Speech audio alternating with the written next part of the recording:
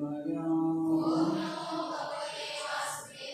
ओम नमो भगवते वासुदेवाय। ओम नमो भगवते वासुदेवाय।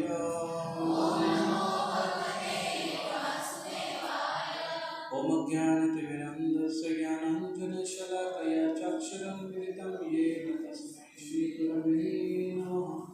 नमो विष्णुपादाय कृष्णपृष्ठाय भूतले श्रीमते भक्तिवेदान्तस्वामिनिति नामिने। नमस्ते सरस्वती देवी गौरवाणी प्रचारिणे निर्विशेषशून्यवादे वंशकल्पतरुभ्यश्च कृपासिन्धुभ्य एव च पतितानां पावनेभ्यो वैष्णवेभ्यो नमो नमः। जय श्री कृष्ण चैतन्य प्रभु नित्यानंद श्री अद्वैत गदाधर श्रीवासदि गौर भक्तवृंद। हरे कृष्णा कृष्ण कृष्ण हरे राम राम राम हरे हरे। कृपातमः मंद्रे श्री भगवते माता। हरे कृष्णा। सर्व भक्तांचं स्वागत आहे।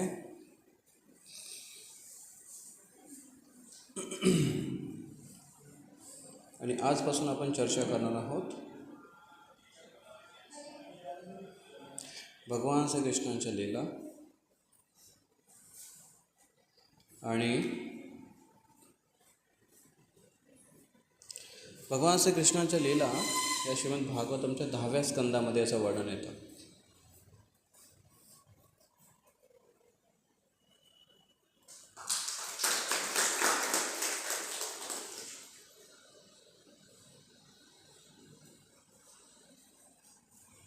खूप मेहनत करून हार बनवलेला आहे।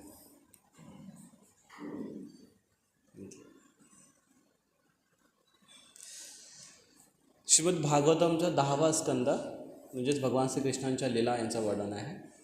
बाकी स्कंदामध्ये पण थोडं थोडं वर्णन येतं। जसं पहिल्या स्कंदामध्ये सुद्धा वर्णन आहे युद्धानंतरचा प्रसंग काय आहे तो। पण विशेष करून 10वा स्कंद ज्यामध्ये कृष्णांच्या बाल्यलीलांपासून त्यांच्या संपूर्ण लीलांचं वर्णन आहे। आणि भागवतमध्ये एकूण 90 अध्याय त्यांच्या लीलेविषयी चर्चा करतात। 90 अध्यायांमध्ये भगवान कृष्णांच्या लीला ह्या 3 ठिकाणी झाल्या। किती ठिकाणी झाल्या? कुठल्या कुठल्या ठिकाणी झाल्या?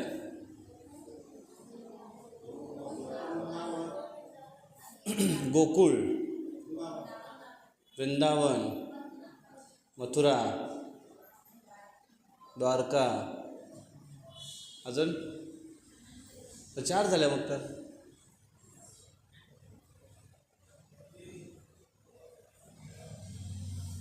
गोकुळ हा एक वन आहे, त्या वनामधला एक भाग आहे गोकुळ। कुठला वन आहे तो? महावन।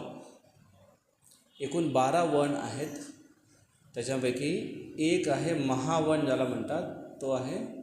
त्याच्यामध्ये गोकुळ आहे जिथे कृष्णांचा जन्म झाला। कृष्णाचा जन्म मथुरेला झाला, पण गोकुळमध्ये ते वाढले।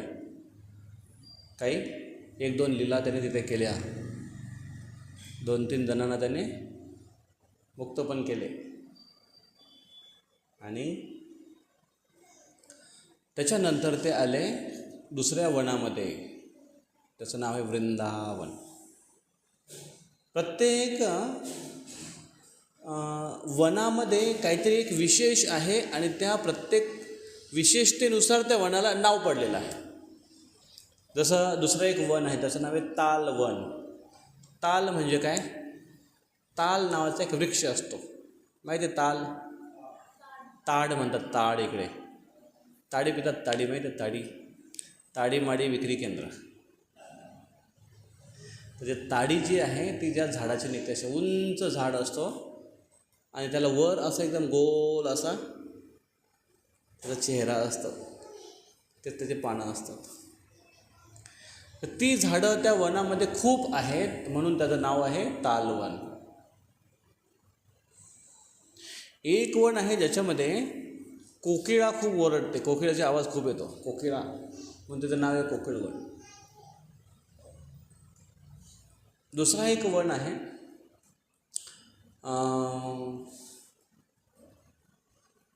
भगवंताचं इथं लग्न झालेलं आहे राधाराणींशी, त्याचं नाव आहे भांडीरवन.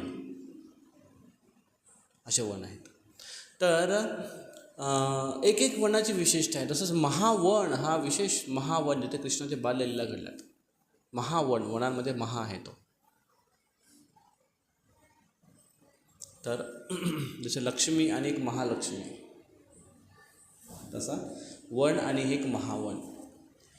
तर मग हे इतर वन, सगळ्या वनांमध्ये कृष्णाच्या लीला घडल्यात. म्हणून हा एक क्षेत्र, त्याला आपण नाव देऊ सगळ्यांमध्ये वन किंवा वृंदावन. तर कृष्णांची लहानपणापासूनची लीला ही वृंदावनामध्ये आहे. त्याच्यानंतर कृष्णांची लीला आहे कुठे? मथुरेला. कृष्ण मथुरेला गेले 11 वर्षाचे असताना. मथुरेला गेले आणि मग तिथेच राहिले, ते परत नाही आले. आणि मथुरेला त्यांनी काही वर्ष लीला केली आणि त्याच्यानंतर ते गेले कुठे गेले? द्वारकेला गेले. आणि मग त्यांची शेवटची लीला द्वारकेला झाली. आणि द्वारकेनंतर मग भगवान कृष्ण कुठे गेले? आपल्या गोलोक वृंदावनामध्ये गेले, आपल्या निजधामामध्ये गेले. तर अशा पद्धतीने कृष्णांच्या 3 ठिकाणच्या लीला आहेत या पृथ्वीवर, 3 धामांमध्ये. हे जे नावं आहेत वृंदावन, मथुरा, द्वारका, ही नावं शाश्वत आहेत. असं नाही की इथे वन आहेत म्हणून त्याला नाव पडलं वृंदावन. हे शाश्वत धाम आहेत भगवंतांचे. भगवंत जेव्हा या पृथ्वीवर येतात तेव्हा इकडच्या वस्तू वापरत नाही. आहे ना स्टँडर्ड? काही लोक खास ठिकाणी जातात, व्हिजिट करतात. खास लोक जेव्हा येतात तेव्हा ते तिकडचे वस्तू वापरत नाही स्वतःच्या. जसा अमेरिकेचा प्रेसिडेंट भारतामध्ये आला होता, मुंबई, तर त्याच्यासाठी सगळ्या व्यवस्था त्याच्या ज्या केल्या होत्या, खूप खर्च, आणि त्यांनी स्वतःचे सगळ्या वस्तू तिकडनं आणल्या होत्या. स्वतःची सिक्युरिटी, स्वतःच्या सगळ्या गोष्टी त्या आणल्या होत्या. इथल्या वस्तू यूज नाही करायच्या. स्टँडर्ड. जसा एखादा राजा जेव्हा दुसऱ्या प्रांतात जातो तेव्हा तिथल्या फॅसिलिटीचा यूज नाही करणार, कारण राजाच्या त्याचा स्टँडर्ड वेगळा आहे ना. तर त्याच पद्धतीने जेव्हा भगवान स्वतः येतात तेव्हा ही भौतिक प्रकृती ही बहिरंगा शक्ती आहे भगवंतांची. ही मॅटर किंवा स्थूल तत्वाने बनलेलं आहे. आणि म्हणून भगवंत येताना आपलं स्वतःचं धाम घेऊन येत आहेत. म्हणून त्यांची नावंही शाश्वत आहे. म्हणून जेव्हा तुम्ही वर्णन वाचाल की भगवंत आपल्या गोलोक वृंदावनामध्ये वापस गेले, तर तिकडे पण वृंदावन आहे, इकडे पण वृंदावन आहे. तेच वृंदावन आहे. एक वृंदावनचा एक पार्ट, एक वृंदावनचा एक धाम भगवान छोट्या स्वरूपामध्ये इथे घेऊन आले. तसंच द्वारका धामसुद्धा, तसंच मथुरा धामसुद्धा आध्यात्मिक धावामध्ये बघायला मिळेल. बघायचं आहे? त्यासाठी भक्ती करावी लागेल, खूप सेवा करावी लागतील, खूप जन्माष्टमी साजरी करावी लागतील, आणि खूप कलेक्शन पण करावं लागेल. तेव्हा कृष्ण म्हणतील की अच्छा, हा भक्त माझा जरा चांगली सेवा करत आहे, चला याला घ्या, याला माझ्या धामात. तर ते कलेक्शन करायची गरज नाही, पॅम्पलेट वाटायची गरज नाही, तिथला पाऊस असाच मध्येच येऊन भिजवत नाही. अशा पद्धतीने गोलोक धामामध्ये व्यक्त जातो. तर या लीलेंची जी विभागणी आहे ती अशा पद्धतीने आहे की अध्याय क्रमांक 1 पासून पुढे जो 41व्या अध्यायापर्यंत जे वर्णन आहे ते वर्णन येतं 40व्या प्रेयर्स बाय अक्रूरा, 40वा अध्याय. पहिल्या अध्यायापासून 40व्या अध्यायापर्यंत वर्णन येतं वृंदावनाचं. पहिल्या अध्यायामध्ये तर वर्णन आहे कृष्णाचा जन्म कसा झाला, मथुरा, पण लगेच कृष्ण ट्रान्सफर झाले. गोकुळमध्ये, महावनामध्ये. म्हणून पहिले 40 अध्याय वृंदावन लीला. त्याच्यानंतर 21वा अध्यायाचं शीर्षक आहे कृष्णा इंटर्स मथुरा. कृष्ण मथुरेला प्रविष्ट झाले. 41व्या अध्यायापासून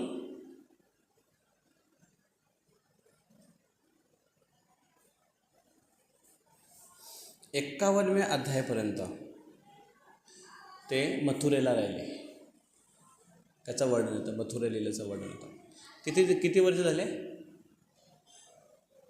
सॉरी किती लीला अध्याय झाले?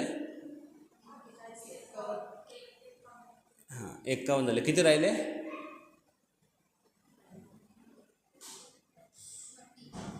39 राहिले. पुढच्या ज्या लीला आहेत त्या त्यांनी केल्या द्वारकेमध्ये. 51व्या अध्यायाचं शीर्षक आहे द डिलिव्हरन्स ऑफ मुचकुंद. मुचकुंद राजा होता, त्याचा उद्धार केला भगवान कृष्णाने. आणि त्याच्यानंतर कृष्ण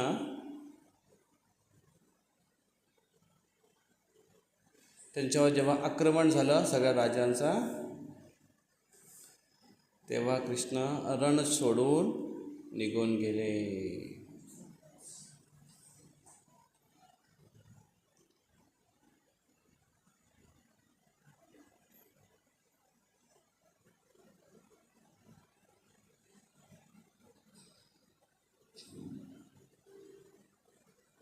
आणि 52व्या अध्यायामध्ये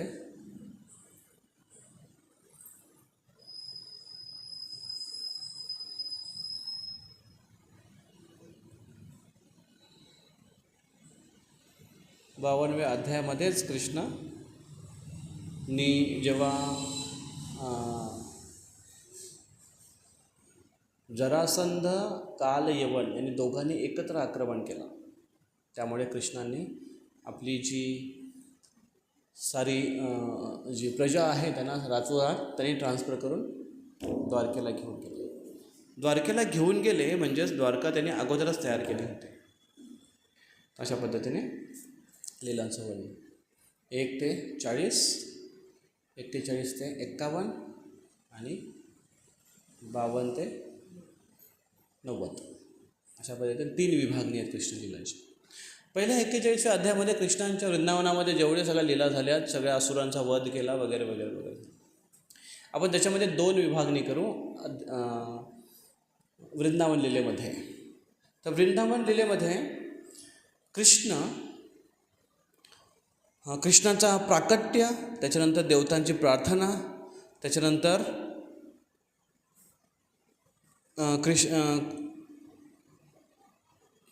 त्याच्यानंतर 2 असुरांना कृष्णाने उद्धार केला. आणि अध्याय क्रमांक 1 पासून अध्याय क्रमांक 10 पर्यंत. आणि 11व्या अध्यायामध्ये कृष्ण तिथून गोकुळ महावनातून निघून वृंदावनला आले. म्हणजे 11व्या अध्यायापासून कितव्या अध्यायापर्यंत वृंदावन लीला आहेत आता? 40व्या अध्यायापर्यंत. म्हणजे 20 अध्याय वृंदावनाच्या लीला येतात आणि 10 अध्याय ते तिथे राहिले, गोकुळ महावनामध्ये राहिले. गोकुळ महावनामध्ये आता कृष्ण आहेत. कृष्णाचा जन्म झाला, कृष्ण मथुरेमध्ये आहेत. कृष्णांचा जन्म होण्यापूर्वी देवतांनी भगवान विष्णूंची प्रार्थना केली क्षीरसागर समुद्रासमोर.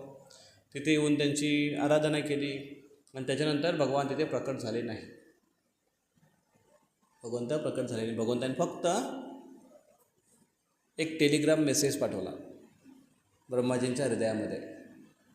मेसेज असा होता की घाबरू नका, मी लवकरच प्रकट होईन आणि मला असिस्ट करण्यासाठी देवतागणांना सांगा की माझ्यासोबत तुम्ही पण प्रकट व्हा पृथ्वीवर, अगोदर जाऊन जन्म घ्या, मी प्रकट होणार आहे. एवढा मेसेज दिला. आपण असं म्हटलं असं, अरे नुसता मेसेजच पाठवायचा होता तर मला कशाला बोललो, मी आपल्या घरी बसून मला तुम्ही दिला असतं ना, आहे की नाही? तसं कधी कधी असं होतं की सगळे भक्तगण इथे येतात आणि अचानक त्यांना कळते की अरे स्क्रीन लावलेली आहे आणि ऑनलाईन क्लास चालू होणार आहे ना, ऑनलाईन क्लास चालू होणार आहे. मग ते म्हणतात अरे मग ऑनलाईन होतं तर आम्ही घरून ऐकलं असता. पण प्रसाद ऑनलाईन कसा भेटेल तुम्हाला? प्रसादसाठी तर ऑफलाईन यावं लागेल. मग त्यासाठी मग ब्रह्माजींना मेसेज मिळाला आणि ब्रह्माजींनी सगळ्या देवतांना सांगितलं की चला सगळ्यांनी आपापल्या पटापट जाऊन अवतार घ्या आणि भगवान कृष्णांना असिस्ट करा. भगवान कृष्ण प्रकट होणार आहेत. आणि नियमाप्रमाणे भगवान कृष्ण प्रकट झाले. आता भगवान कृष्ण ब्रह्माजींच्या एका दिवसामध्ये एकदाच येतात. ब्रह्माजींच्या एका दिवसात भगवान कृष्ण स्वतः एकदाच येतात. बाकीच्या वेळेस त्यांचे अन्य अवतार येतात कृष्ण रूपामध्ये. थोडासा चक्रावणारा आहे पण लक्षपूर्वक ऐकलं तर समजेल. ब्रह्माजींच्या एका दिवसात भगवान कृष्ण येतात. केव्हा येतात? तुकाराम महाराज म्हणतात युगे 28 विठेवरी उभा. तो विठेवर जो उभा आहे तो विठ्ठल, तो कृष्ण आहे. आणि ब्रह्माजीच्या एका दिवसात एकदा येतात ते. केव्हा? 28व्या चतुर्युगामध्ये. 28वा चतुर्युग ब्रह्माजींचा. कुठला 28वा चतुर्युग? त्यांच्या द्विपरार्धमधला. ब्रह्माजींचा पूर्ण आयुष्य 2 भागांमध्ये विभागलेलं आहे. झोप लागली का चांगली? झोपू नका, लक्षात नाही येणार. ब्रह्माजींचं पूर्ण आयुष्य 2 भागामध्ये विभागलं आहे. पहिला भाग आहे त्याला म्हणतात, त्या भागांना म्हणतात परार्ध, पर अर्ध. ब्रह्माजींच्या पूर्ण आयुष्याला पर म्हणतात आणि त्याचा अर्धा भाग त्याला म्हणतात परार्ध. परार्ध समजला? परार्ध. मग परार्ध, पहिला परार्ध आणि द्वितीय परार्ध. पहिल्या परार्ध म्हणजे किती वर्ष असतील मग? 50. ब्रह्माजी 100 वर्ष जगतात.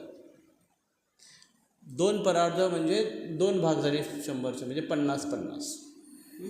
तर प्रथम परार्ध म्हणजे 50, द्वितीय परार्ध म्हणजे नंतरचे 50. आता ब्रह्माजींचा द्वितीय परार्ध चालू आहे. म्हणजे किती वर्ष होऊन गेले असतील ब्रह्माजींना? 50+ झाले ब्रह्माजी. ब्रह्माजी जरी 60 झाली तरी त्यांची 60 त्यांना नाठी करत नाही.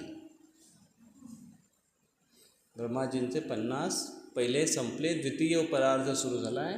या द्वितीय परार्धामध्ये 28व्या चतुर्युगामध्ये, 28व्या चतुर्युगाचा जो द्वापार युग आहे त्याच्यामध्ये कृष्ण स्वतः येतात. या वर्षी आले, म्हणजे या ब्रह्माजींच्या जीवनामध्ये 28व्या वेळी आले. म्हणून तुकाराम महाराज देतात युगे 28 विठेवरी. 28वा चतुर्युग समजतं ना? चतुर्युग. चतुर्युग म्हणजे कशाला चतुर्युग म्हणतात? 4 युगांना चतुर्युग म्हणतात. 4 युग एकत्र येतात त्याला म्हणतात चतुर्युग. 4 कुठले युग आहेत? सत्ययुग, द्वापारयुग. सत्ययुग नंतर द्वापार कसा आला? सत्यनंतर त्रेतायुग, द्वापारयुग, कलियुग. 4 युग आहेत. आणि प्रत्येक युगाचा कार्यकाळ असतो. हे सगळं कुठे वर्णन आहे? श्रीमद भागवतममध्ये वर्णन आहे. 3ऱ्या स्कंदामध्ये तुम्हाला डिटेली माहिती मिळेल. प्रत्येक युगाचा कार्यकाळ किती आहे? कलियुगाचा कार्यकाळ आहे 4,32,000 वर्ष. भागवतामध्ये वर्णन आहे 3ऱ्या स्कंदामध्ये. 4,32,000 वर्षाचा कलियुग आहे. द्वापारयुग त्याचा दुप्पट, त्रेतायुग कलियुगाच्या तिप्पट आणि सत्ययुग कलियुगाच्या चौपट. हे समजलं सगळ्यांना? तर काही महाशय असे आहेत की ज्यांनी आपला नवीन शोध लावला. कुठून लावला बिचाऱ्यांनी काहीच माहिती नाही. आणि ते म्हणतात 1250 वर्षाचा एक युग. सत्ययुग 1250, त्रेतायुग 1250, द्वापरयुग 1250 आणि कलियुग 1250. किती झाले? 1250 किती झाले? 5000. ते म्हणतात 5000 वर्षाचा हा जो टर्म आहे त्याला ते काय म्हणतात? 12 वर्षाचा ड्रामा. खरोखर ड्रामेबाज लोक आहेत. 12 वर्षाचा ड्रामा आहे आणि एक ठराविक काहीतरी संख्या आहे, तेवढी संख्या मिळून हे लोक असतात, हे जीवनामध्ये येतात आणि ते प्रत्येक युगामध्ये त्यांचा जन्म होतो आणि तेच कार्य, तेच त्यांचा जो रोल आहे ड्राम्यामध्ये ते करतात. असं आहे. आता एकाने काय डोकं लावलं की मनुष्याचं आयुष्य हे ॲव्हरेजली 100 वर्ष आहे ना, ॲव्हरेजली 100 वर्ष आहे. आणि त्यांचं म्हणणं आहे की एका युगामध्ये एक व्यक्ती किती वेळा येतो, असं काहीतरी कॅल्क्युलेशन त्यांचं.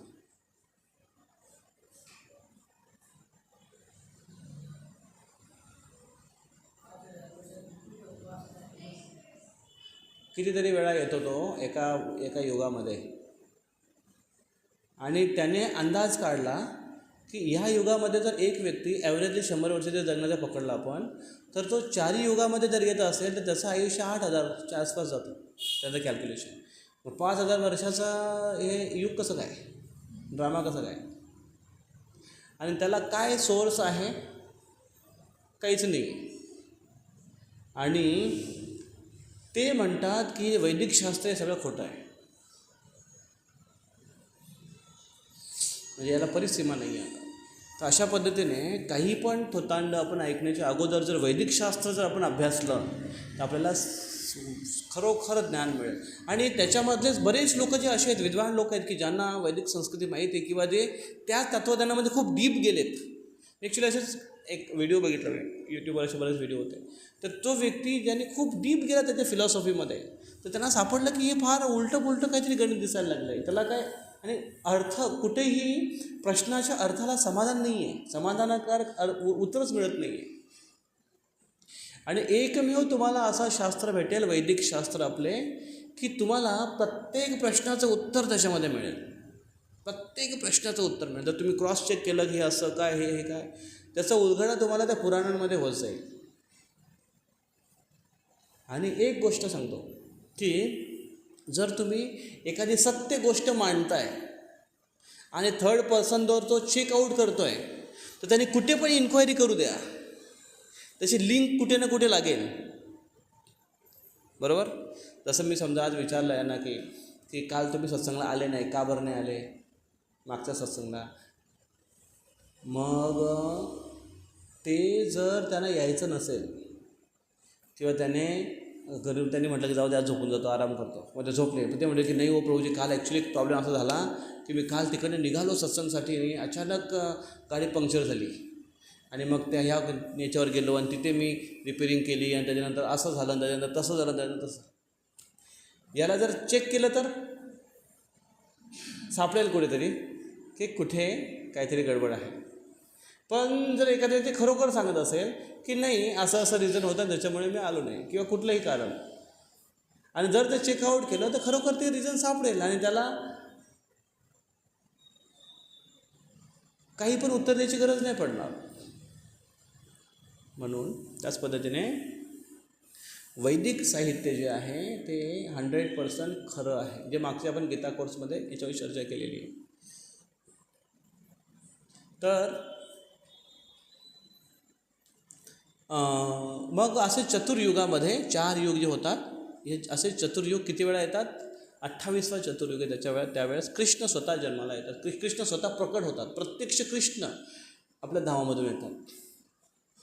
इतर वेळेस भगवान विष्णू हे त्या प्रकारचं त्या कारणासाठी रूप धारण करून इथे प्रकट होतात, ती लीला संपन्न करतात आणि परत जातात.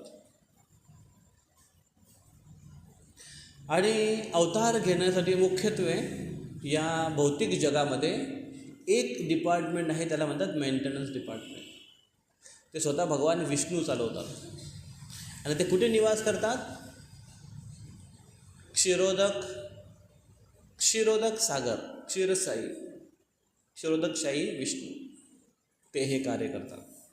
आणि ते पुन्हा पुन्हा जन्म घेतात आणि ते म्हणतात की मी संभवामी युगे युगे, पुन्हा पुन्हा जन्म घेऊन इथे प्रकट होतो. तर अशा पद्धतीने भगवान कृष्ण या ब्रह्माजींच्या एका दिवसामध्ये ह्या वेळी येतात. तर किती रेअर आहे आणि किती आपण भाग्यशाली आहे की त्या त्या ब्रह्माजींच्या एका दिवसात आणि त्या 28व्या चतुर्युगामध्ये, त्या द्वापार युगामध्ये कृष्ण प्रकट झाले आणि त्या द्वापार युगानंतर लगेच आलेला कलियुग, त्याच्यामध्ये आपण सगळे नमुने येत आहेत. कलियुगात सगळे नमुनेच असतात. पण भाग्य असं आहे की बघा, आत्ताच साक्षात कृष्ण स्वतः येऊन गेले, प्रत्यक्ष भगवान कृष्ण.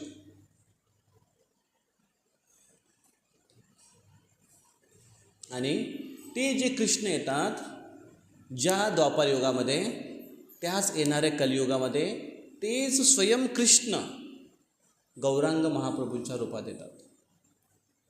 म्हणून ते कृष्ण कोण आहेत? कृष्णवर्णम अत्विषा कृष्णम सांगोपांगास्त्र पार्षदम यज्ञे संकीर्तन प्राय यजंतीही सुमेध सह. श्रीमद्भागवतम 11वा स्कंद.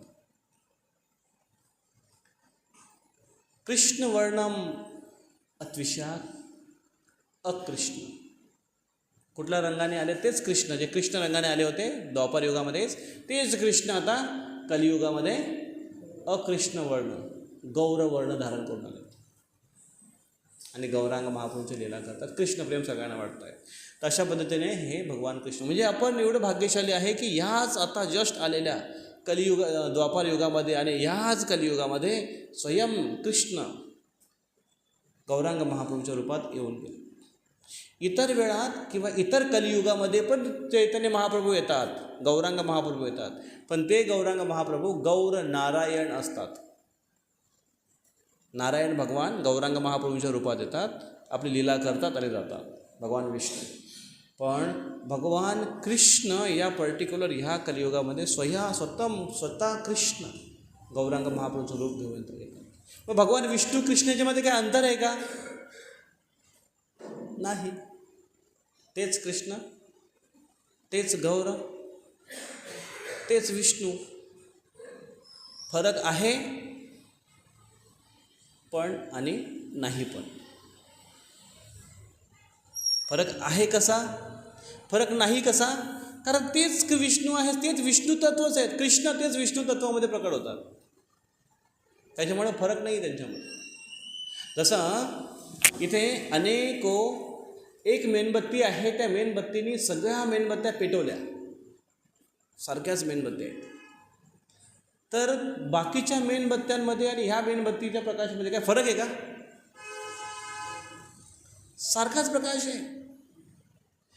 फरक आहे, फरक नाही आहे. पण फरक आहे का? हो, फरक आहे. पण काय फरक आहे? ही पहिली मेणबत्ती आहे, हिने सगळ्यांना पेटवलं, त्याच्यामुळे ही पहिली मेणबत्ती. याचं वर्णन कुठे येतं? हा उदाहरण कोण देतं? ब्रह्माजी ब्रह्मसंहितेमध्ये हा उदाहरण देतात. आणि ते म्हणतात की ईश्वर परम कृष्ण सच्चिदानंद विग्रह अनादिर आदिर गोविंद सर्व कारण कारण. सगळ्या कारणांचे आदी कारण भगवान कृष्ण आहे. आणि तो पर्टिक्युलर एक श्लोक आहे, मी तुम्हाला सांगेन नंतर, की ज्याच्यामध्ये म्हटलं आहे की ती मेणबत्ती पेटवणारी ते बाकी विष्णू तत्व आहेत, पण ही मुख्य मेणबत्ती भगवान विष्णू आहे. त्याच्यामध्ये काय अंतर आहे? जास्त फरक नाही, थोडासा फरक आहे फक्त. चैतन्य चरितामृत नावाच्या ग्रंथामध्ये याचं वर्णन आलेलं आहे डिटेली, की भगवंतांच्या अवतार लीला आणि गुण कसे आहेत. भगवान कृष्णांमध्ये किती गुण आहेत मुख्यत्वे? असे तर अनलिमिटेड गुण आहेत भगवानमध्ये. मुख्य विभागणी केली नाही 64 आहे की नाही? 64 गुण, 64 कला आपण म्हणतो. किती दिवसात शिकले ते?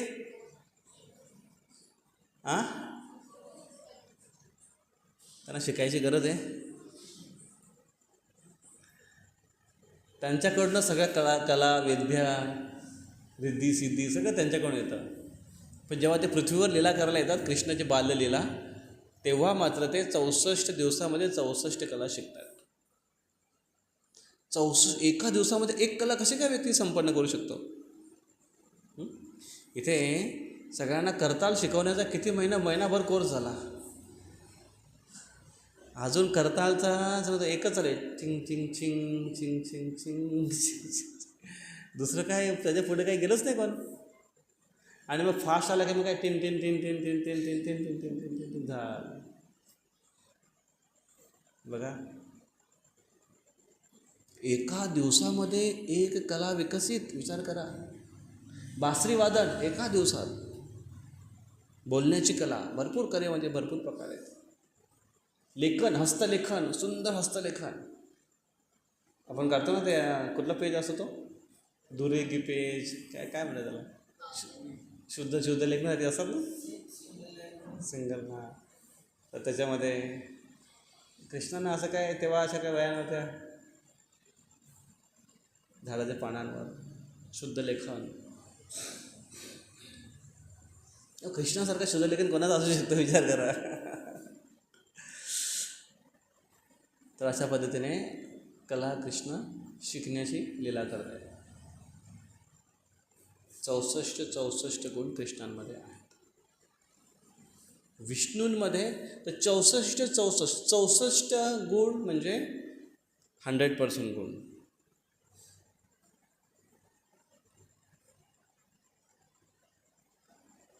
पर्सेंटाईल काढू आपण त्याला. 100%, 64 इज 100%. त्याच्यावर कोण नाही आहे. मग जे कृष्णांमध्ये 100% आहेत. नारायणांमध्ये 4 कमी आहेत. कुठले 4 कमी आहेत? नारायणमध्ये 4 कमी आहेत. म्हणजे किती आलेत? 60. पर्सेंटाईल किती आला? काढा.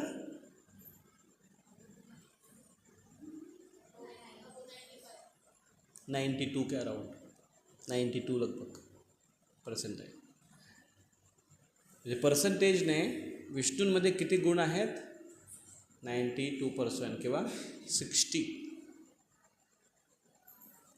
शिवजींमध्ये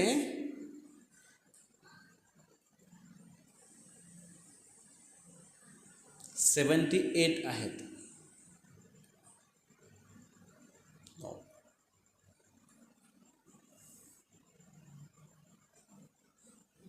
78%. थांबा. 50, 60, 55 and 50. 55 पर्सेंटाईल का? 78 अराउंड. काढ ना कॅल्क्युलेशन. 78 शिवजींमध्ये आहेत. आणि ब्रह्माजींमध्ये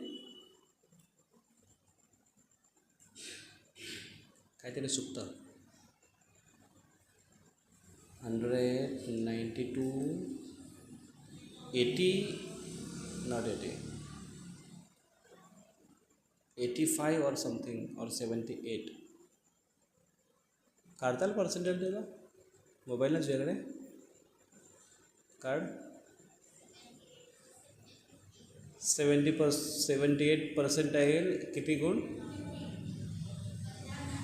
50, 78, 55. ते 78 ब्रह्मामध्ये असतात. तेच मला वाटलं 78% ब्रह्माजीमध्ये असतात. 55ला किती? 55 गुण, त्याला पर्सेंटाईल किती? 85. 85. मग किती झाले? 100, 92, 85 and 78. बरोबर आहे? 64, 60, 55 and 50. बाकीच्यांना काय समजतं काय चालू आहे? नाही समजत? फक्त ऐकून ठेवा. असं म्हणते काय समजणार नाही एवढे गुण कुठले आहेत ते. पण 92, 64 भगवंतांमध्ये आहेत. हे परिपूर्ण आहेत 100%. बाकी शिवजी आहेत. हे शिवजी पण भगवंतांचेच विस्तारीय रूप आहे. ब्रह्मसंहितेमध्ये ब्रह्माजी अजून एकदा म्हणतात, क्षीरम यथा दधी विकार विशेष योगा संजायते नहि तथा पृथगस्ति हेतो यं शंभूतामपि तथा समुपैति कार्यात् गोविंदमादि पुरुषम तमहं भजामि. क्षीरम दधी विकार, क्षीर दुधाला जसा दधीमध्ये विकार आल्यामुळे दधी निर्माण होता, जो दही दूधच आहे, दुधाचाच एक परिवर्तित रूप आहे, पण तरी पण दही दूध नाही, दही आणि दूध वेगळं आहे. तसंच भगवान विष्णू आपला जेव्हा विस्तार करतात तेव्हा ते शिवजींच्या रूपामध्ये प्रकट होतात. म्हणून शिवजी शिवतत्व आहेत, ते विष्णुतत्व नाही, पण विष्णूपासून अभिन्न आहेत. आणि त्यांच्यामध्ये भगवान कृष्णांपैकी त्या 64 क्वालिटीजपैकी त्यांच्यामध्ये 55 म्हणजे 85% त्यांच्यामध्ये गुण असतात आणि 50% गुण हे फुल्ली नाही. कृष्णांमध्ये सगळे गुण 100% असतात, सगळे गुण. पण भगवंतांचे जे विस्तार होतो तेव्हा त्यांच्यामध्ये विष्णूंमध्ये 92 गुण 100% आहेत. भगवान शिवजीमध्ये आणि जीवतत्वांमध्ये ते गुण 100% नाही. गुण असतील पण थोडेफार प्रमाणात. जसं एक भगवंताचं जे 6 ऐश्वर्य आहेत त्याच्यातला जे 6 मुख्य ऐश्वर्य, त्याच्यातलं एक ऐश्वर्य आपल्याकडे आहे प्रत्येकाकडे, एक काय सगळेच ऐश्वर्य आपल्या प्रत्येकाकडे आहेत. बल यश श्री सौंदर्य ज्ञान वैराग्य 6 ऐश्वर्य प्रत्येकाकडे ऐश्वर्य आहे की नाही, संपत्ती आहे की नाही प्रत्येकाकडे. पण पूर्ण रूपाने आहे असं म्हणू शकतो कोण? माझ्याकडे 100% संपत्ती आहे असं कोण म्हणत असेल तर सांगा, आम्ही जन्माष्टमीला येऊ तुमच्याकडे कलेक्शनसाठी. आहे का? नाही. असल्यावर पण लोक नाही म्हणतात. नाही आपल्याकडे. तसंच ऐश्वर्य गुण आहेत जीवांकडे, पण 78% जर गुण असेल पण ते प्रत्येकी गुण पण परिपूर्ण नाही आहे, थोड्या थोड्या रूपामध्ये, एकदम अंश रूपामध्ये. पण ते कृष्णांमध्ये 100%. तर अशा पद्धतीने मग कुठले आहेत ज्यामध्ये वेणू माधुरी, लीला माधुरी, रूप माधुरी आणि भक्त माधुरी, हे 4 ज्या भगवंतांच्या विशेष लीला आहेत कृष्णांच्या, त्या विष्णूंमध्ये नाही आहेत. भगवान विष्णू, तुम्ही कधीपर्यंत चित्र बघितलं असेल भगवान विष्णूंचा, तर भगवान विष्णू असे अनंतशेश्वर झोपलेला असतील, चतुर्भुज रूपामध्ये आहे, पत्नी त्यांचे पाय दाबताय, गंभीर मुद्रेमध्ये आहे. काही तुम्हाला दिसलं काय विष्णू आज मजाकी मूडमध्ये लक्ष्मीची मजा करते? काय लक्ष्मी कशी असतं? तिथे असा हास परिहास नाही आहे, तिथे एकदम सिरियसनेस आहे. तो ऐश्वर्य भाव आहे. जसं एखादा ऑफिसमध्ये एखादा साहेब आहे मोठा, DCP, त्याच्याकडे जाल तुम्ही तर तो असा मजाकी मूडमध्ये असतो का? तिथे एकदम गंभीर मुद्रामध्ये असतो. एखादा कलेक्टर त्याच्या ऑफिसमध्ये तुम्ही गेले, एकदम सिरियस वातावरण. पण तोच कलेक्टर, तोच DCP जेव्हा घरी येतो तेव्हा त्याचा दादा म्हणतो, पप्पा दादा दादा घोडा बनव घोडा, आणि दादाच्या पाठीवर बसतो तो, चल मेरे घोडे टिक टिक टिक. कलेक्टर, विचार करा. ऑफिसमधला जो मूड आहे तो भगवान विष्णूंचा मूड आहे, एकदम सिरियस ऐश्वर्य भाव. त्याच्यामुळे वेणुमाधुरी, त्याच्यामध्ये वेणुवादन जे आहे भगवान कृष्णांचं आहे, भगवान कृष्णांकडे तुम्हाला मिळेल. बाकी भगवंताच्या अवतारमध्ये तो विशेष नाही आहे. त्याच्यावर आपण पुन्हा कधी चर्चा करू. पण 4 गोष्टी भगवंताचे विशेष आहेत, हे भगवान कृष्णांचा विशेषत्व आहे. मग हे भगवान कृष्ण स्वतःच्या रूपामध्ये ह्या कलियुगामध्ये प्रकट होतात, त्या फुल ऐश्वर्यासहित प्रकट होतात. इतर वेळास हे जे विष्णू आहेत हे कृष्ण रूपामध्ये प्रकट होतात, जे भगवान कृष्णांचाच एक विस्तारित स्वरूप आहे, विष्णू तत्व. ओके. तर मग भगवान कृष्ण आता प्रकट होत आहेत. मग देवतांनी प्रत्येकाने सगळ्यांनी प्रार्थना केली, ब्रह्माजीने विनवणी केली आणि भगवंतांनी त्यांना सांगितलं की हृदयामध्ये त्याला सांगितलं की मी प्रकट होणार आहे, तुम्ही सगळेजण या आणि प्रकट व्हा. आणि अशा पद्धतीने देवतागणसुद्धा आले. यदुकुलामध्ये देवतागण प्रकट झाले भगवंतांना पारिवारिक एक सपोर्ट करण्यासाठी. पुढे जाऊन कृष्णांच्या पुत्राच्या रूपामध्ये प्रकट झाले, नातेवाईकांच्या रूपामध्ये प्रकट झाले. अशा पद्धतीने त्यांना सपोर्ट करण्यासाठी आले. आणि मग जेव्हा भगवान कृष्ण, आपण प्राकट्याची लीला नंतर चर्चा करू, जन्माष्टमी जवळ येईल तेव्हा. आज आपण ही चर्चा करू की भगवान कृष्ण प्रकट झाले, आता मथुरेवरून त्यांना स्थानांतरित करण्यात आलं. कुठे कुठे मथुरेवर कुठे स्थानांतरित करण्यात आलं? कुठे कुठे परत सांगा, परत बोला. कुठे कुठे? गोकुळातमध्ये. गोकुळ महावन. महावनामध्ये कुठल्या ठिकाणी? गोकुळ या ठिकाणी. मध्ये कुठली नदी लागते? यमुना नदी. मग यमुना नदी पायी चालत क्रॉस केली नंदबाबाने. तिथे खवले ना यमुना नदी, आणि मग कृष्णाने तिथे सोडलं. मग कृष्ण आता तिथे वाढतायत, गोकुळामध्ये वाढतायत. आणि नंदबाबाने ही गोष्ट एकदम चुपचाप, एकदम सिक्रेट ठेवली, कोणालाच नाही कळालं. फक्त कोणाला माहिती आहे आता? सॉरी, नंदबाबा नाही, वसुदेव. कोणाला माहिती आहे आता ही गोष्ट? फक्त वसुदेव आणि देवकी या दोघांनाच माहिती आहे. जेव्हा कंस आला तेव्हा मुलांमध्ये एक्सचेंज ऑफर होती त्यावेळेस. कृष्णाला तिथे ठेवलं आणि तिच्याकडे एक मुलगी जन्माला आली होती, तिनं एकच स्थानांतरित केली. कोण मुलगी होती ती? महामाया, भगवंतांची महामाया होती.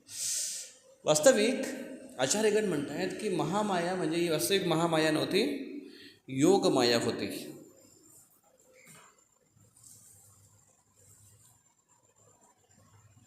पण भगवंतांची योगमाया महामायामध्ये परावर्तित झाली. कशी होते ती? महामानस्तु मां पार्थां दैवीं प्राकृतीम आश्रिता. भगवान कृष्ण म्हणतात की माझे जे भक्त आहेत ते कोणाचा आश्रय घेतात? दैवी प्रकृतीचा आश्रय घेतात, म्हणजेच योगमायाचा आश्रय घेतात. मग तीच योगमाया एका व्यक्तीसाठी, आणि तीच योगमाया, तीच माया, महामाया त्या दुसऱ्या व्यक्तीसाठी, असं कसं काय असू शकतं? असू शकतं असं. जसं भगवंतांचे, जसं गव्हर्नमेंटचे दोन डिपार्टमेंट, एक सिव्हिल डिपार्टमेंट आणि एक जेलचा डिपार्टमेंट. इथे कैद्यांना पनिश केलं जातं. तर त्याच्यामुळे जे गुन्हेगार आहेत ते हमेशा पोलिसांना घाबरून असतात. पोलिसांना भीती कोणाची आहे? नाही, पोलिसांची भीती कोणाला असते? चोरांना असते, अजून दरोडेखोरांना असते, मर्डर करणाऱ्याला असते, गुन्हेगार करणाऱ्याला असते, भ्रष्टाचार करणारा असते, ज्याच्याकडे लायसन नाही आणि गाड्या चालवतोय, मामाला बघतो तो घाबरतो, त्याला भीती असते. असं की नाही भीती? जो एखाद्याचं हॉटेल येतो आणि हॉटेल चालवतो बिना लायसन्सने, किंवा हॉटेलवर रूम तो बिना रजिस्टर मध्ये नोट करून तो चालवतो, त्याला भीती असते, आहे की नाही? पोलिसांची भीती कोणाला असते? गुन्हेगारांना भीती असते. पण साधारण माणूस, तुम्ही तर इथून चाललेच असतात आणि समोर पोलीस येत असतील, तुम्हाला भीती वाटेल? नाही वाटणार. उलट काय वाटेल? संरक्षण वाटेल. तीच आपण जी एक रथयात्रा काढतो आणि त्या रथयात्रेमध्ये आपण पोलिसांना बोलवतो का? प्रोटेक्शन द्या आम्हाला, संरक्षणासाठी. पण त्याच जमावामध्ये, ग्रुपमध्ये पॉकेटमार पण असतात. ते पॉकेटमार पोलिसांना घाबरतील, पण साधारण व्यक्ती ज्यांनी गुन्हा केलेला नाही तो घाबरत नाही. त्याच पद्धतीने भौतिक जगत हे भगवंतांनी निर्माण केलेलं आहे, आणि या भौतिक जगामध्ये जो तो कोण व्यक्ती गव्हर्नमेंटचा एका डिपार्टमेंटला घाबरतो, सुरक्षा बळला, जो व्यक्ती गव्हर्नमेंटचे नियम पालन करत नाही तो. त्याच पद्धतीने जो व्यक्ती भगवंतांचे नियम पालन करीत नाही तो त्या व्यक्तीला भौतिक प्रकृती दंड देते. पण जो व्यक्ती भगवंताच्या आज्ञाचं पालन करतो, भगवद्गीता भागवतम सारख्या शास्त्रांचं अनुसरण करतो अशा व्यक्ती मुक्तपणे निवास करतो, त्याला कुठल्याही प्रकारचा भय नाही. आणि म्हणून असा व्यक्ती सगळ्यात जास्त भय केव्हा लागतो माहिती आहे? जेव्हा एखादा व्यक्ती मरतो तेव्हा. मरताना खास करून खूप भीती वाटते. अरे बापरे, सगळं सोडून चाललो आहे. कधी कधी आपल्याला ना, कधी कधी कशाला आयुष्यभर आपल्याला एकटा असल्यावर भीती वाटते, आहे ना? आहे ना? मला किती वेळा म्हणायचे, प्रभू तुम्ही एकटे कसे का जगता येते? मी आता इथेच एकटाच असतो, जेव्हा पण असेल तेव्हा. एकटेच कसं करायचं तुम्ही? एकटेच कसं? त्यासाठी फार मोठा प्रश्न येतो, एकटाच कसं करायचं? म्हणजे एकटा राहणं हे भीतीचं कारण आहे ना. तुम्हाला एकट्याला कोणाला सांगायचं जायला रात्री 12 वाजता एकटा, बापरे भीती वाटेल. मरताना एकटाच मरतो आणि आजूबाजूला सगळे असतात, काका मामा दादा चुलते सगळे असतात, पण काहीच करू शकत नाही. घाबरतात सगळे. नाही, तो घाबरतो सगळे असून सुद्धा. मग तीच भगवंतांची शक्ती आहे. ती जो भगवंताचा नियम पालन करतो त्याच्यासाठी ती आध्यात्मिक शक्तीच्या रूपामध्ये त्याला प्रकट होते. आणि तीच भगवंताची शक्ती जो नियम पालन करते त्यासाठी बहिरंगा शक्तीच्या रूपाने प्रकट होते. आणि म्हणून असा महात्मा, मुक्त असणारा असा व्यक्ती महात्मा भगवंतांच्या दैवी प्रकृतीचा आश्रय घेतोय. आणि म्हणून तो भौतिक प्रकृतीच्या प्रभावाखाली येत नसून 3 गुणाच्या पलीकडे जाऊन कार्य करतो, असा जीवात्मा. तसा महात्मा बनण्याचा प्रयत्न केला पाहिजे. म्हणजे भौतिक प्रकृतीच्या बंधन जे आहे 3 गुणांचं, सत्वगुण रजोगुण तमोगुण, त्याच्या प्रभावाखाली न येता कार्य केलं पाहिजे. तशा पद्धतीने भगवान कृष्णांची ह्या ज्या शक्ती आहेत त्या कार्य करतात. मग ती भगवंताची शक्ती जेव्हा कुठून ट्रान्सफर करण्यात आली?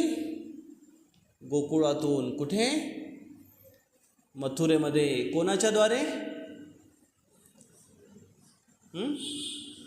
वसुदेव. डोक्याच्या वरून जातात. मग मथुरेतून गोकुळामध्ये, गोकुळातून मथुरेमध्ये, मथुरेतून गोकुळामध्ये कृष्ण गेले. आणि गोकुळातून मथुरेमध्ये मथुरेतून गोकुळामध्ये कृष्ण गेले. आणि गोकुळातून मथुरेमध्ये त्यांची शक्ती एक मुलीच्या रूपामध्ये ती जन्माला आली होती. ती आली जी की योगमाया शक्ती होती, पण ती कंसासाठी महामायाच्या रूपामध्ये परावर्तित झाली. महामाया आणि योगमायामध्ये काय फरक आहे? महालक्ष्मी कोल्हापूरचीच ना, ती कोण आहे? महामाया. पार्वती कोण आहे? महामाया. पार्वती, आदिशक्ती, अजून महालक्ष्मी, हे सगळे पार्वतीचेच नाव आहे. पार्वती आहे. बहिरंगा शक्ती भगवंतांची ही आहे. मग ती कशी आहे? भयंकर अशी, अकाळ वेगळा तिचे रूप आहे. डोळे बाहेर म्हणजे असे मोठे झालेले आहेत, जिव्हा बाहेर निघालेली आहे, हातात शस्त्र आहेत तिच्या, उग्र स्वरूप आहे तिचा, कालीच्या रूपामध्ये.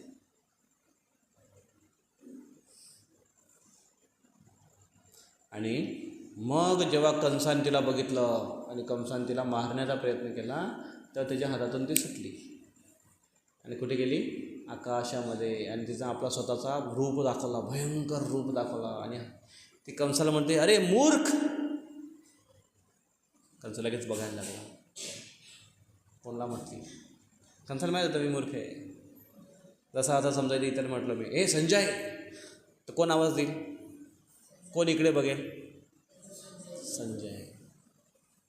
तसंच दुर्गाने म्हटलं, महामायाने म्हटलं, अरे मूर्ख. लगेच कंस बघायला लागला. अच्छा. म्हणजे कंसने प्रूव्ह केलं की तो मूर्ख आहे. आणि मग कंसाला तिने सांगितलं की तुला मारणारा तुझा काळ ऑलरेडी जन्म घेतलेला आहे त्याने, आणि तू उगीचच या दोघांना सतवू नकोस, आणि तुझा मृत्यू निश्चित आहे, अटळ आहे, अशी भविष्यवाणी करून तिथे. आणि कंस भयभीत. बघा, प्रत्येकाला जाणण्याची फार इच्छा असते. भविष्य भविष्य भविष्य, सांगा बरं पुढे काय होईल. अरे ज्यांना ज्यांना सांगितलं त्यांची हालत खराब झाली.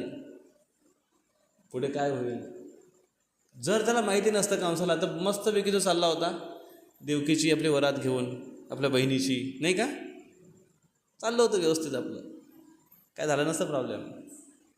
पण जशी त्याला भविष्यवाणी केली, कोणी भविष्यवाणी केली? देवता लोकांनी केली. देव लोक वर होते. हे आकाशवाणी, भविष्यवाणी आकाशवाणी त्याला म्हणतात. आकाशवाणीचा देवलोक केंद्र आहे, मुंबई केंद्र नाही. आणि तिथून आकाशवाणी करतात देवता लोक की अरे तिथे पण ते देवतागण त्याला म्हटलं, अरे मूर्ख कंस. तेव्हा कंस बघायला लागला, तू जिची वरात घेऊन एवढं थाटामाटात घेऊन चाललास, जिला एवढं तो प्रेम करतो, त्याच तुझ्या बहिणीचा 8वा पुत्र तुझा काळ बनणार आहे. आणि त्यावेळेस कंस एकदम चौताळला की मला हिच्यामुळे धोका आहे. लगेच देवकीचे केस पकडले त्याने. त्याने हे नाही बघितलं की आत्ताच 10,000चा ब्युटी पार्लरमधून केसाचे विंचरून आणलं होतं. त्याने हे नाही बघितलं की या मुंडक्यासाठी एवढा खर्च केला आहे. मुंडक्यालाच खर्च करतात ना, त्याला नटवलं जातं, सजवलं जातं, नाका तोंडात काय काय टोचलं जातं. त्याच्यानंतर केसांचं एक वेगळं ब्युटी पार्लर वेगळं आहे का केसांचं, त्याला एक वेगळ्या प्रकारचं आकार उकार दिला जातो. खूप खर्च असतो त्यासाठी. म्हणजे भुसावळला बरेच ब्युटी पार्लर करणारे माताजी लोक आहेत, फेशियल वगैरे असं काय काय करतात. काय म्हणतात ते, असं काहीतरी जाऊ दे. तर त्यांनी लगेच केस पकडले, त्याला मारायला तयार झाला. का असं केलं देवतांनी? त्यांना चांगलं बघत नव्हतं वसुदेवाने देवकीचं? नाही, वसुदेव देवकीचं त्यांना चांगलं बघायचं होतं. पण कंस हा जो परेशान करतोय सगळ्यांना, त्याचा लवकरच दुकान बंद करायचं होतं देवतांना, कारण देवतागण कंटाळले होते कंसाला. आणि म्हणून त्यांनी बघितलं की जर हे जो हा मस्तपैकी विदाई करत राहिला देवकीची, आणि देवकीचा 8वा पुत्र कृष्ण जन्माला येणारच आहे, ते तो आला, तर कंस बसतं मामा म्हणून चंदा मामासारखा किंवा मग मामाच्या स्टोरी सांगत राहील मग देवकीची. आणि कंस मामा हा एकदम भाच्यावर मस्त प्रेमाचे वर्षा करेल. मग कृष्ण त्याला मारेल कसा काय लवकर? कृष्णाचा जन्म त्यासाठी झाले, कंसाचा वध करण्यासाठी, असुरांचा नाश करण्यासाठी. संभव आम्ही योगे योगे होईल कसं काय लवकर? आणि म्हणून त्याला हे माहीत होते. आणि मग कंसाचं वाईटपणा, त्याचा कंसाने वाईट कृत्य करावं असं देवतांची इच्छा होती का? नाही. देवतांची इच्छा होती की याचा खरा स्वभाव प्रकट व्हावा. कंस शुड बी एक्सपोज्ड. त्याचे खरे गुण जे आहेत ना त्याचे बाहेर निघावे. आणि खरे गुण केव्हा व्यक्तीचे बाहेर पडतात? when the person is agitated, जेव्हा त्याला विचलित केलं जातं, जेव्हा परिस्थिती त्याच्यावर भयंकर येते, जेव्हा त्याच्या मनाविरुद्ध गोष्टी घडतात, तेव्हा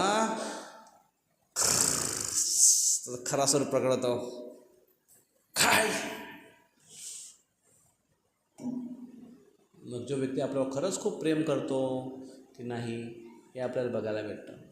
म्हणून म्हणतात ना की संकटात मदत करतो तोच खरा मित्र.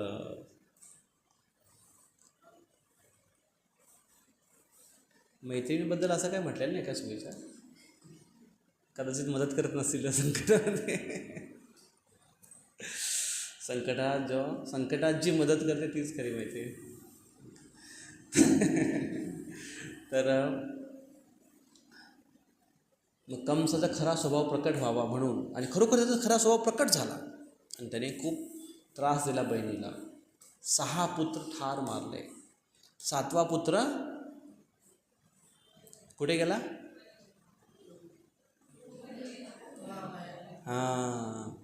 तो स्थानांतरित करण्यात आला. देवकीच्या उदरातून रोहिणी माता ही कोण आहे? कोणाची पत्नी? वसुदेवांचीच पत्नी आहे रोहिणी.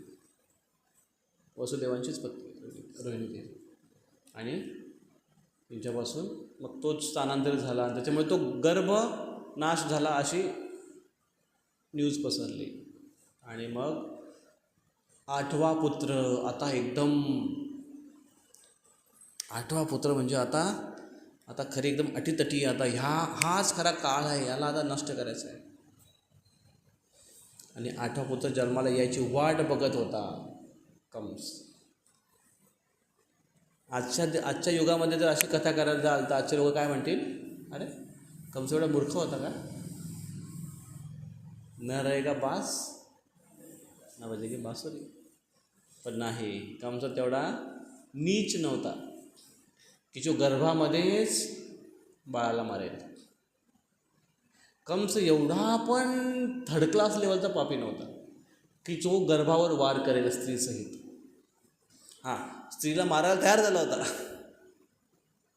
पण गर्भवती स्त्रीला मारायला तो तयार नव्हता. तो वाट बघत होता की आता जन्म होईल. आणि त्याला वसुदेवर विश्वास होता की मुलगा झाल्याबरोबर तो आतापर्यंत 6 दिले, 7वा 8वा पण देईल, त्याला विश्वास होता. आणि म्हणून 8वा जेव्हा पुत्र झाला तेव्हा मग कृष्णांचा ज्या पद्धतीने कृष्णांचं प्लॅनिंग होतं त्यानुसार घडलं. मग आता कृष्ण जेव्हा याच्यामध्ये आले, गोकुळामध्ये आले, तर तेव्हा गोकुळामध्ये ते तिथे वाढायला लागले. मग नंदबाबा यांना मूलबाळ नव्हतं, यशोदामाई यांना मूलबाळ नव्हतं. आणि मग अगोदर बलदेव प्रकट झाले आणि लगेच एका आठवड्याने कृष्ण प्रकट झाले. म्हणून बलराम जयंती एका आठवड्या अगोदर असते. 19 तारखेला बलराम जयंती आहे आणि 26 तारखेला कृष्ण जन्माष्टमी आहे. तर यावर्षी तर मग कृष्ण मग तिथे प्रकट झाल्याने कृष्ण लीला करायला लागले.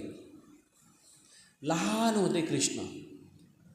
भागवतामध्ये म्हटलेलं आहे, उद्या आपण त्याला श्लोकावाईज डिटेल चर्चा करू, की कृष्ण एकदम छोटे होते, एकदम छोटे होते कृष्ण.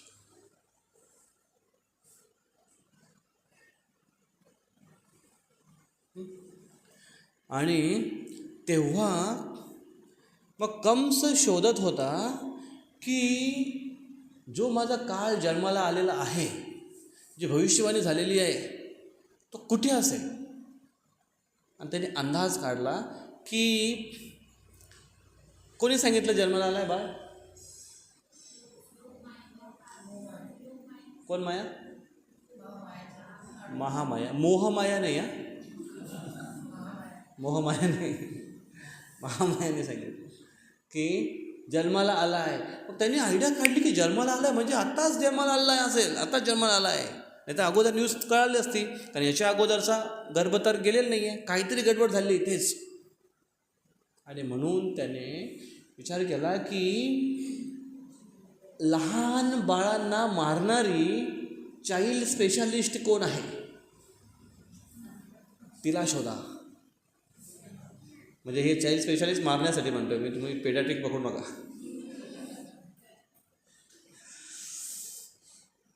तिचा केवळ डिप्लोमा नव्हता, डिग्री होती, डिग्री तिच्याकडे, मास्टरी होती तिच्याकडे, मास्टरी पण होती तिच्याकडे, सुपर स्पेशालिस्ट होती ती, DM होती ती. आणि तिला बोलवलं, पूतना तिचं नाव होता, पूतना. शब्दाचा अर्थच आहे पूत म्हणजे काय, पवित्र. कृष्ण गीतेमध्ये भगवद्गीतेमध्ये 2 श्लोक आहेत ज्याच्यामध्ये पूत हा शब्द येतो. पूत म्हणजे पवित्र, शुद्ध. पूत पाप असा एक शब्द येतो भगवद्गीतेमध्ये. तर पूत ना, जी पवित्र नाही, अपवित्र आहे. काय तिचं कार्य होतं, लहान बाळांना ठार मारणं हा तिचा विशेष पेशा होता. आणि ते तिला आवडायचं, आवडीने ती करायची, लहान मुलांना ठार करणं. आणि लहान मुलांचं रक्त प्यायला तिला खूप आवडायचं.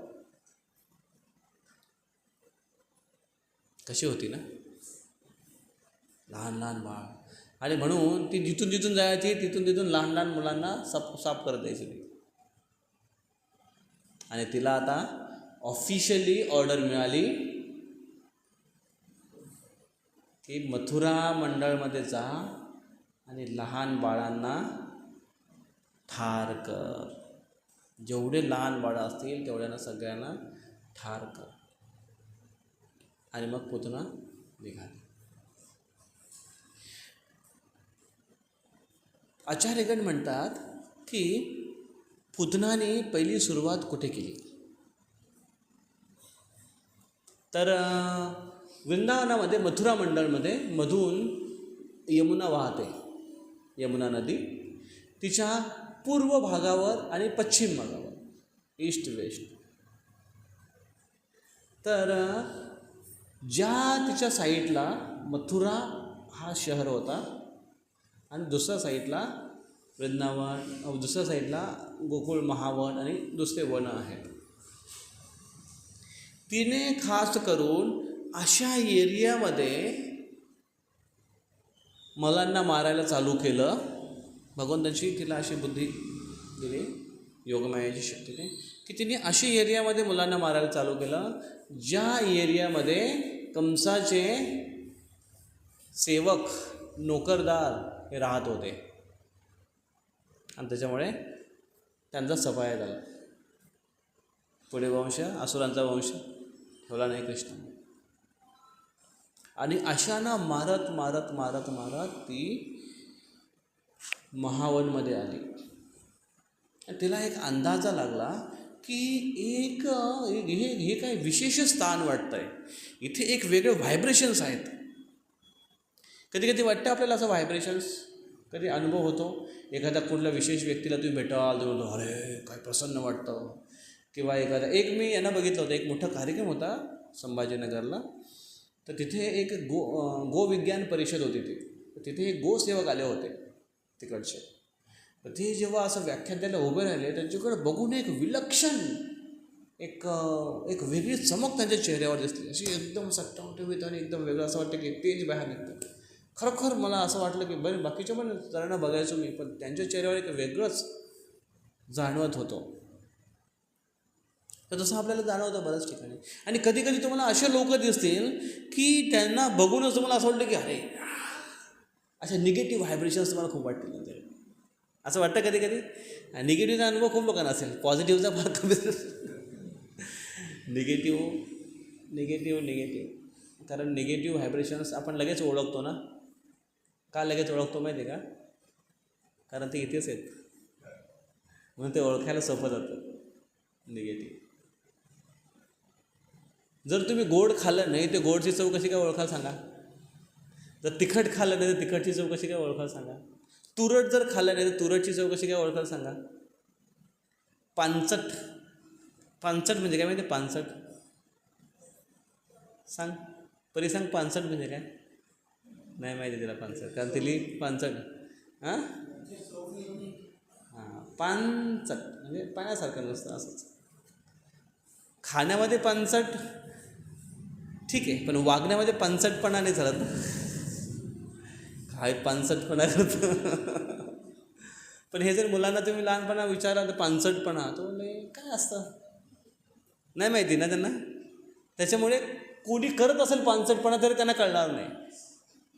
बरोबर आहे की नाही? आपल्याला माहिती आहे ते पानचटपणा का केलेले आहेत. तसंच निगेटिव्ह व्हायब्रेशन्स. तर मग तिने काय केलं, तिने आपला रूप बदलला. पुतनाने रूप बदललं. आणि कशा रूपामध्ये आली ती? अतिशय सुंदर रूप धारण केलं तिने. आणि ठुमकत ठुमकत ठुमकत ठुमकत, हातात कमळाचं फूल. तिचं वर्णन शुकदेव गोस्वामी करतात. ते वर्णन तुम्ही वाचाल ते म्हणा अरे काय वर्णन करत आहे. तिची चाल कशी होती, चाल तुरु तुरु. नाही असं नव्हती, तुरु तुरु नव्हती, पण तिचा शरीराचा बांधा कसा होता, तिची स्माईल कशी होती, तिची डोळ्यांची चितवण कशी होती. एवढा सुंदर वर्णन केलं आहे की ते वर्णन वाचूनच किंवा ऐकूनच एखादा व्यक्ती बोलेल की उत्तेजित होईल तो. की अरे एवढी सुंदर होती. विचार करा, नुसतं वाचून आणि ऐकून असं वाटतं आपल्याला. विचार करा प्रत्यक्ष बघणाऱ्या लोकांची हालत काय होत असेल.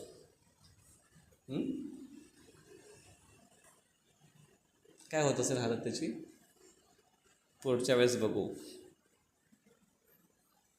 श्रीकृष्ण भगवान की, श्रीकृष्ण जन्माष्टमी महामहोत्सव की, गौर प्रेमानंदे हरी हरी. पूतना काय रिप्रेझेंट करते, प्रतिनिधित्व कसलं करते. पूतना ही कशी जाऊ शकली कृष्णांच्या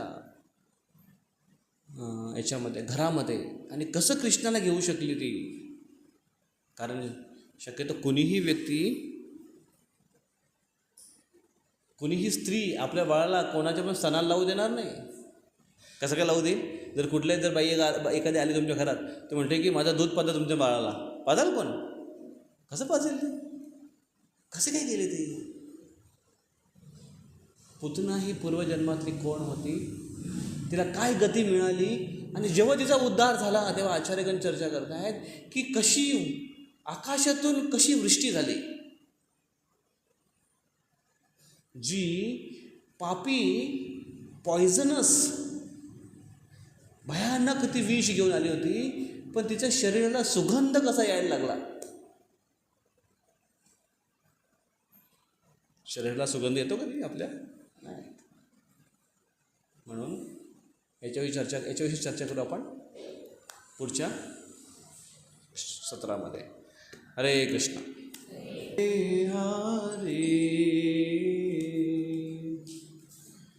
हरे राम राम राम हरे हरे,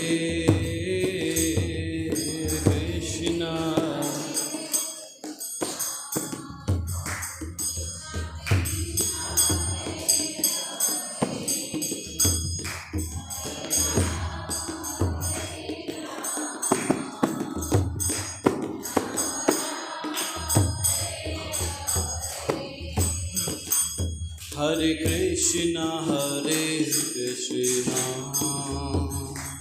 कृष्ण कृष्ण हरे हरे, हरे राम राम राम हरे हरे, हरे कृष्ण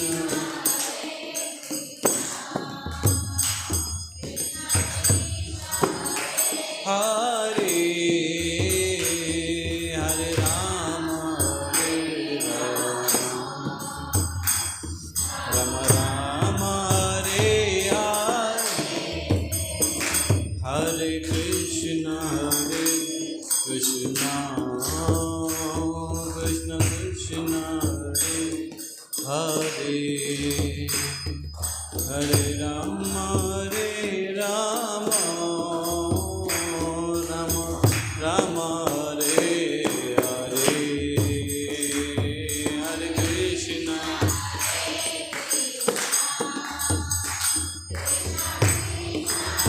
हरे हरे, हरे राम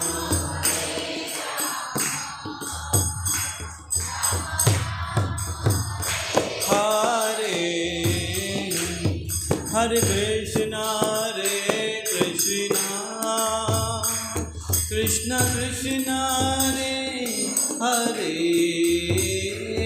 हरे राम राम राम हरे हरे,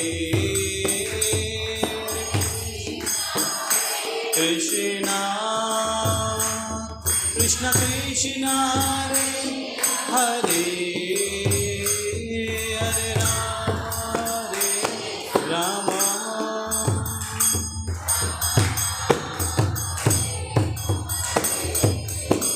हरे कृष्ण कृष्ण कृष्ण हरे हरे, हरे राम राम राम हरे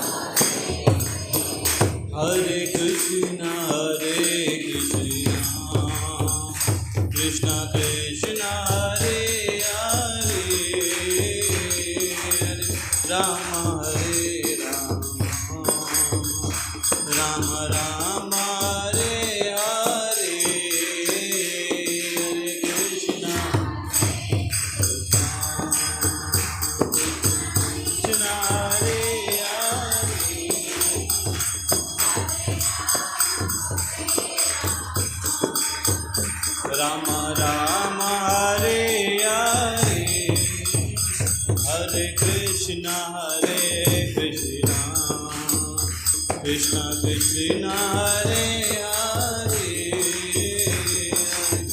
Rama Hare Rama Rama Rama Hare Hare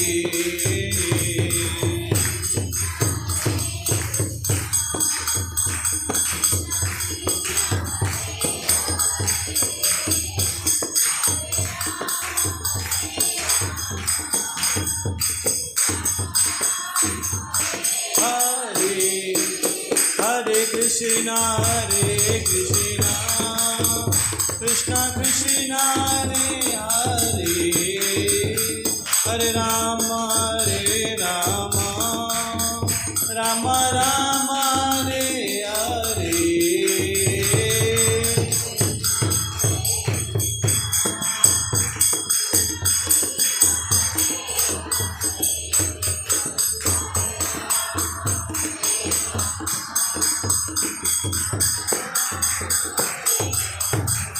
Hare Krishna Krishna Krishna Hare Hare Hare Rama Rama Rama Hare Hare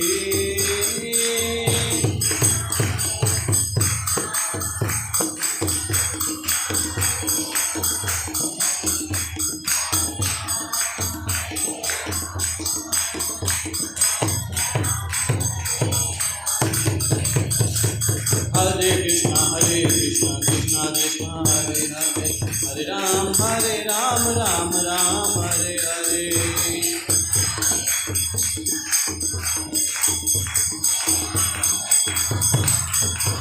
Hare Krishna Krishna Krishna Hare Hare Hare Ram Ram Ram Hare Hare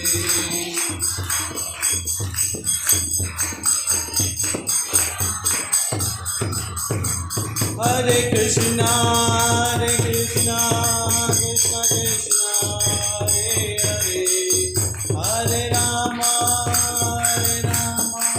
Rama Rama Hare Hare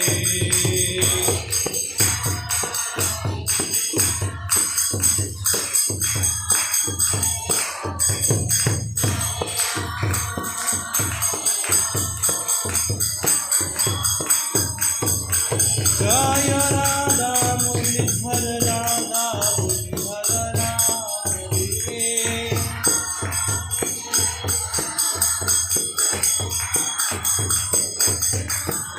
Jaya Gauranika Gauranika Gauranika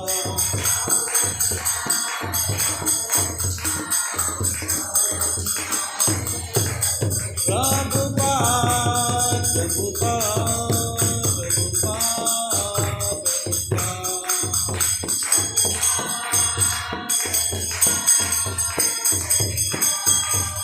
Nitai Gaur Hari Bol Hari Bol Hari Bol Hari Bol